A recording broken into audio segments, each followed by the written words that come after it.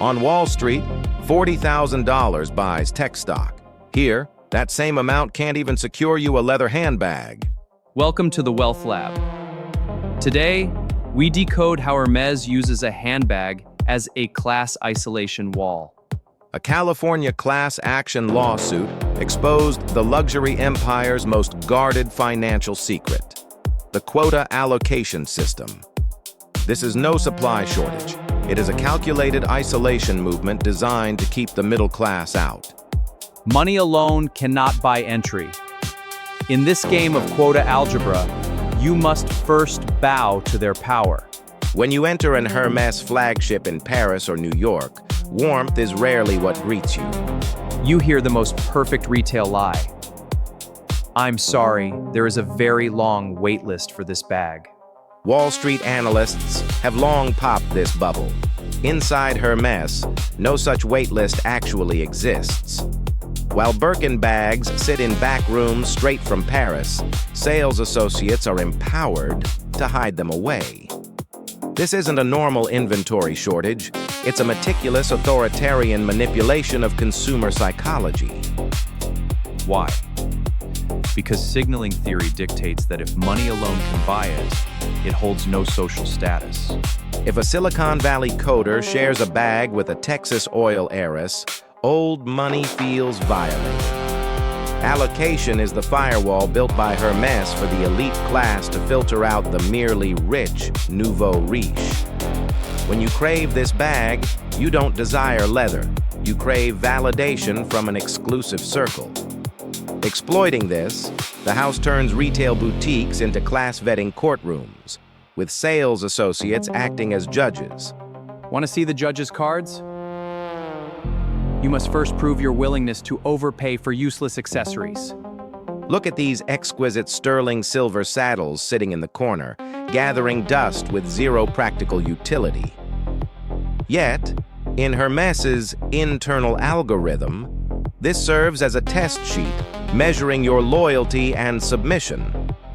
Only when your allocation points breach that mysterious dynamic threshold does the invisible door slightly crack open. But this is merely the dawn of a nightmare as you enter a domain of precision financial algebra. Welcome to the blind gamble of allocation, where contracts don't exist, only asymmetric warfare. It's crazier than Wall Street options. You pay up front without knowing when you can exercise it. The house alters rules at will, while you aren't even qualified to glimpse their cards. Your fate depends not on wealth, but on the subjective tags an associate assigns you. This is a dynamic chase. The finish line recedes the moment you think you're close. To secure one bag, you must continuously stockpile marginal goods you have absolutely no use for. Too complex? No worries. Let's brutally break down this system using the simplest model possible. Say you want a $15,000 bag. Do you honestly think showing up with $15,000 cash is enough? Wrong. You must first drop $20,000 on scarves, saddles, and trash bins just to unlock the option. In the end, you spend a fortune on junk and end up thanking the house for their mercy. Back to reality, the most brilliant part of this game lies in its absolute opacity. No one will ever state the exact quota ratio. Every benchmark is adjusted dynamically in real time. This brilliantly exploits the sunk cost fallacy. The more you spend, the less you dare to quit. Because if you quit halfway, every premium accessory you previously accumulated turns into useless junk. This non-transparent retail mechanism essentially converts consumer behavior into financial derivatives. It's an invisible wager without a contract. The house holds ultimate, absolute interpretation rights. You think you're consuming luxury. In reality, you are merely feeding data into a financial algorithm. This gambling-like thrill keeps the nouveau riche subtly yet completely addicted. When you finally secure that bag, you think you've won. You've actually just paid your tribute. Because behind this breakwater, a harsher screening game of old money has only just begun. Hermès began as a harness maker. In the 19th century, harnesses weren't commodities, but passports to aristocracy. The wealthy could buy the finest horses, but only true old money could custom order Hermès harnesses. When carriages faded, Hermès didn't vanish. It simply grafted this royal referral system onto luxury handbags. What old money fears most is losing visual distinction from the surging middle class. Thus, they required a barrier, one that money alone couldn't breach, but instead demanded your most precious assets. That asset is time and your absolute submission to the rules of authority. The nouveau riche lacked patience. Old money knows that using time as a filter weeds out all opportunists. Making you wait 2 years to buy useless items is a stress test of your compliance and time tolerance. This isn't consumption, it's a conversion ritual where new wealth pays stamp duty to the old order. When you finally get the bag, you think you've arrived. In truth, you've only proven your absolute obedience. This tactic of humiliating new wealth with complex rules was perfected by old aristocrats centuries ago. Let's travel back to 14th century Europe. The nouveau riche merchants then faced the exact same allocation wall. Merchants back then were rich enough to buy cities, yet were strictly forbidden from wearing noble furs. They brought chests of gold to noble doors, begging to buy a coat of arms, only to be coldly rejected. The nobility told him, "Gold lacks soul." You must first build churches, fund armies, and endure decades of vetting. This is the ancestor of modern allocation, using red tape and non-monetary costs to torment and filter opportunists. Hermès merely repackaged medieval aristocratic privilege as modern brand DNA and artisanal heritage. You aren't buying a bag, but a virtual indulgence acknowledging and bowing to the ancient class order. This defense mechanism flawlessly protects the purity of old money from the visual pollution of the nouveau riche. Those outside the wall calculate profits, oblivious to the fact that they are the very bricks building it. When you ache over allocation costs, a financial report offers the perfect painkiller. Bags are investments. Media claims. Birkin's 35-year return outperformed gold and the S&P 500. Sounds tempting, doesn't it? This data becomes the perfect self-justification for the middle class. I'm not consuming, I'm asset allocating. In the secondary market, a pristine black Birkin can fetch a massive premium of 50 to 100%. This massive arbitrage space spawns a derivative market far more frenetic and opaque than traditional stock markets. In the pawn shops of Ginza and Central, Hermès bags are directly liquidated like bullion. Yet this is the second financial trap, the illusion of liquidity and ignored carrying costs. You think you bought a $20,000 bag, but forget you spent an extra $30,000 to get it.